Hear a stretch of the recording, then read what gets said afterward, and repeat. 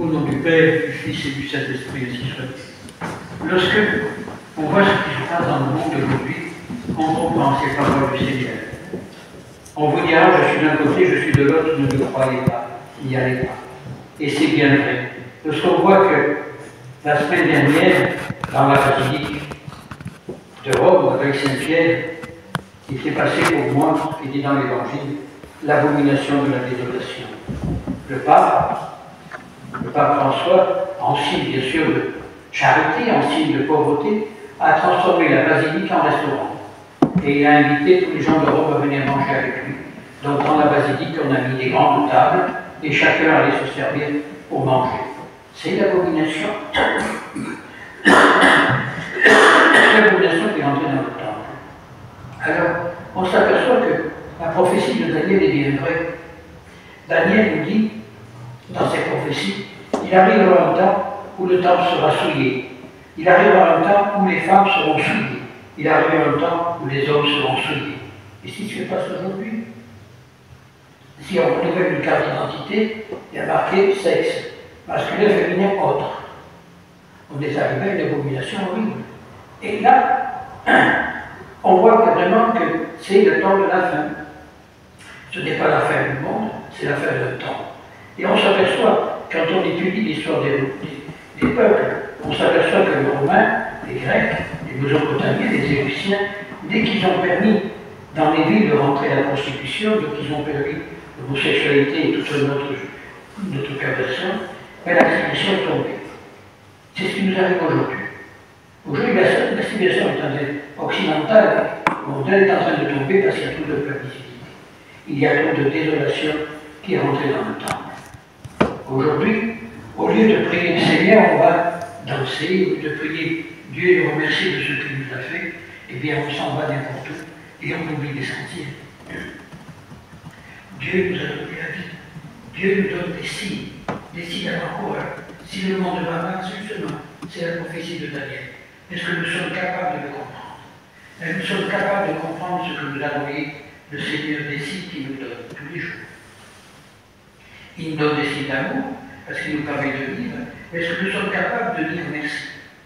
Et je reviens alors à ce que je dis souvent, ce qui m'avait impressionné lorsque je suis allé en Afrique du Sud, c'est Monseigneur Belifet, dans l'orphelinat de Padre Pio.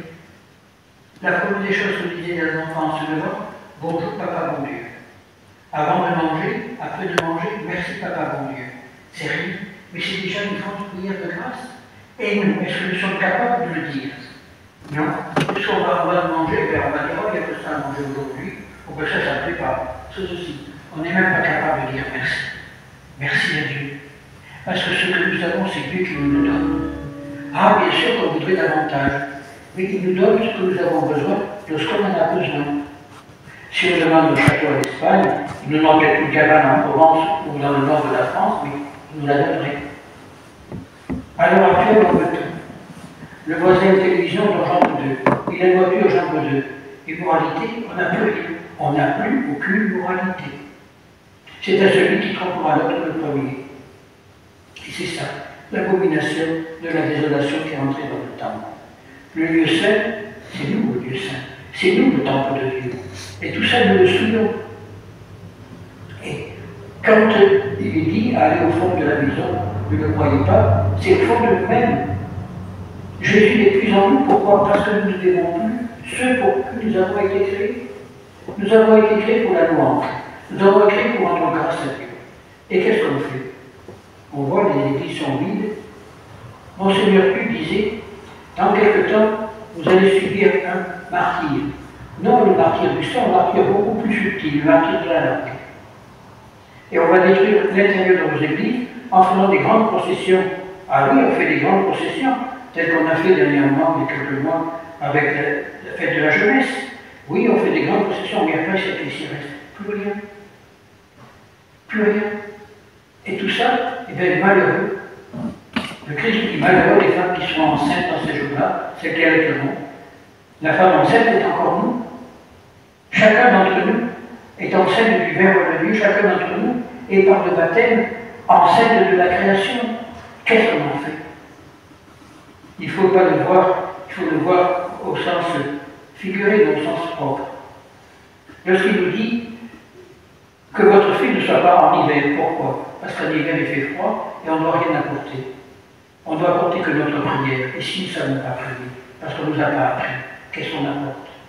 Est-ce que nous serons sauvés? Oui, il arrivera des faux messies et des faux prophètes. On voit en Espagne, il y a pour moi un Dieu qui ne se proclame pas, il y a une église immense, il y a une cinquantaine de religieuses, une centaine de moines. Et oui, mais c'est des faux prophètes.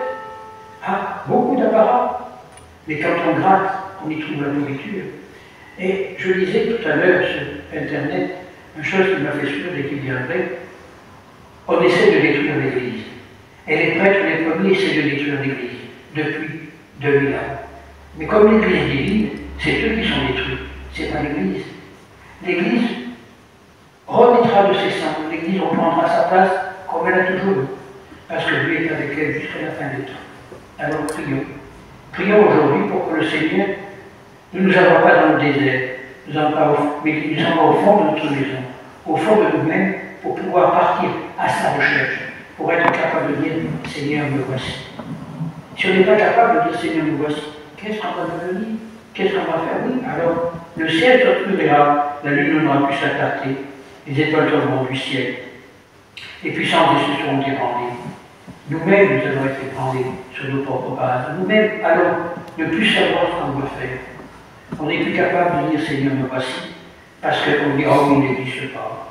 On a demandé des choses qu'il n'a pas voulu. Mais il nous donne la vie. Il nous donne ce que nous avons besoin, de ce qu'on en a besoin. Alors prions.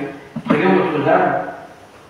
Dans ce dernier dimanche, après la Pentecôte, la semaine prochaine, nous préparons l'avant, nous préparons cette semaine qui va nous emmener à la grotte. Ben, soyons comme nous, comme les rois mages. Allons offrir à Dieu, non l'ensemble, l'or et la Bible, mais allons offrir à Dieu notre cœur, notre vie, en disant Seigneur, me voici, faites de moi ce que vous voulez, pourvu que je vive selon votre volonté. Ainsi soit-il.